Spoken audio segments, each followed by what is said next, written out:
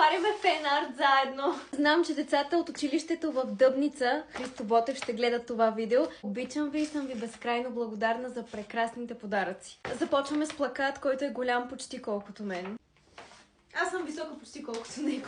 Ще ние ти пожелаваме да си най-добрата и красива, ти си най-красивата. Като Петя, най-добрата, супер сладките послания. Много ви обичам, останете такива каквито сте. Талантливи, трудолюбиви и артистични.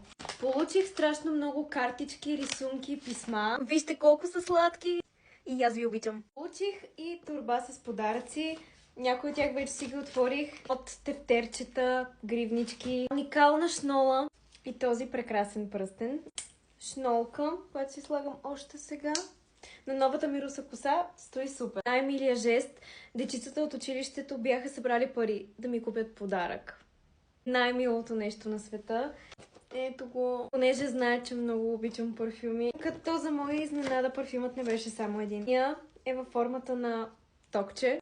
И другият парфюм, този си го пренасям с мен навсякъде. Бог ви благодаря отново и нямам търпение пак да се видим. Изпращам ви специални поздрави. Коментирайте дали искате още такива видеа, в които отварям фенарт.